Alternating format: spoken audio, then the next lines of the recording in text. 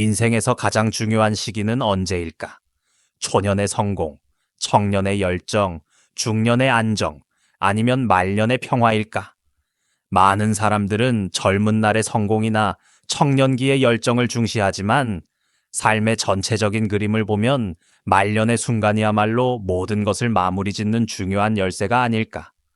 석가모니께서 어느 날 제자들과 함께 명상을 마친 후 대화를 나누던 중 한 제자가 이 질문을 던졌다. 제자의 이름은 안난다였다. 그는 항상 가르침에 대한 열정이 넘치며 석가모니에게서 진리를 배워가길 원했다. 그는 조심스럽게 물었다. 세존이시여, 인생에서 가장 중요한 시기는 언제입니까? 초년의 성공이 중요합니까? 아니면 청년의 열정이 중요합니까? 중년의 안정과 말년의 운 중에서 무엇이 가장 중요한 것입니까? 안난다의 질문이 끝나자 주변에 앉아있던 다른 제자들도 고개를 끄덕이며 주목했다. 이 질문은 단순한 호기심 이상의 것이었다.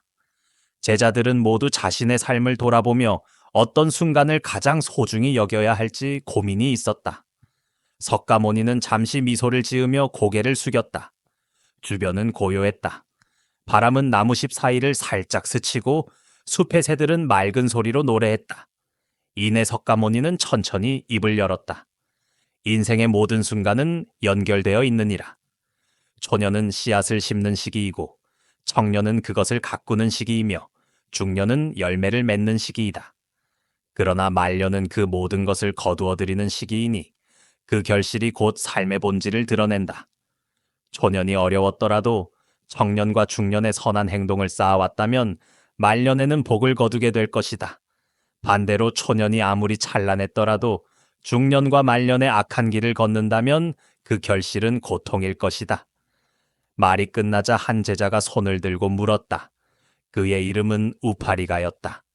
세존이시여, 그렇다면 초년과 청년, 중년을 모두 그르친 사람은 어떻게 말년을 복되게 할 수 있습니까?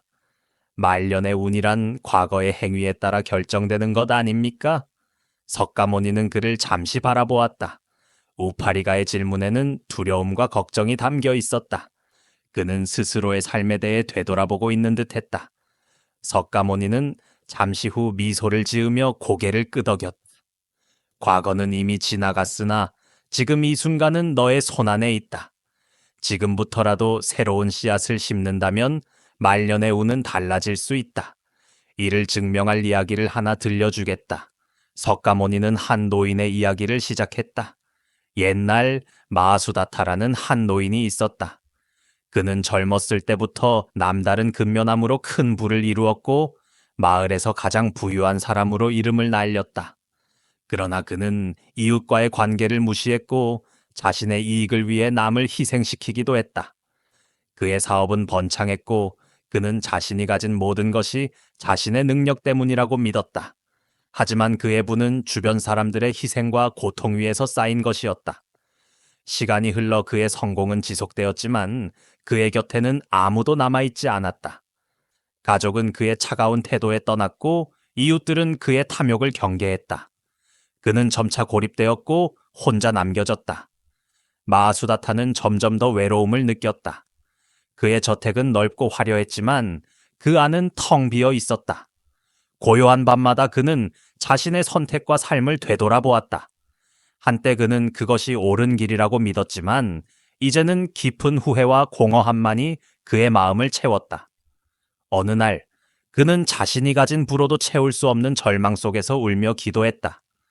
그때 그는 마을 사람들이 석가모니께 가르침을 듣고 있다는 소식을 접하게 되었다. 그는 곧바로 준비를 하고 먼 길을 떠났다. 그는 자신이 살아온 삶에 대한 답을 찾고 싶었다. 그는 숲을 지나 석가모니가 머물고 있는 곳에 도착했다. 석가모니를 만난 그는 무릎을 꿇고 간절히 말했다. 세존이시여, 저는 평생을 열심히 일하며 부를 쌓았지만 이제는 아무도 제 곁에 없습니다. 제 잘못은 무엇이며 어떻게 하면 제 말년을 복되게 바꿀 수 있습니까? 그의 목소리에는 절망과 간절함이 담겨 있었다.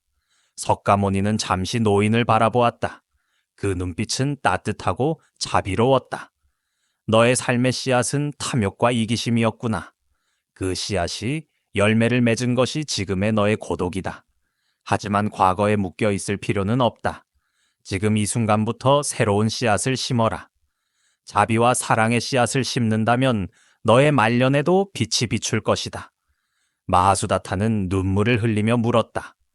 제가 무엇을 해야 합니까? 이미 늙고 힘도 없는 제가 무엇을 줄 수 있겠습니까? 석가모니는 길게 피어있는 작은 꽃을 가리키며 말했다. 이 작은 꽃도 씨앗에서 시작되었느니라.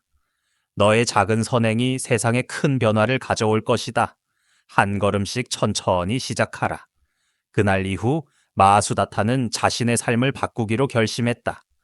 그는 마을로 돌아와 자신이 가진 재산의 일부를 어려운 사람들에게 나누어 주기 시작했다. 그는 길을 지나가는 사람들에게 따뜻한 인사를 건넸고 마을의 고아들에게 음식과 옷을 제공했다. 그의 작은 행동들은 점차 사람들의 마음을 열었다. 시간이 지나면서 그의 집은 사람들로 가득 차기 시작했다. 마하수다타는 더 이상 외롭지 않았다. 그의 말년은 새로운 빛으로 가득 찼다. 몇 년 후 마하수다타는 병이 들어 마지막 날을 맞이하게 되었다. 그러나 그는 이제 고독하지 않았다. 그의 곁에는 그를 사랑하고 존경하는 사람들이 있었다.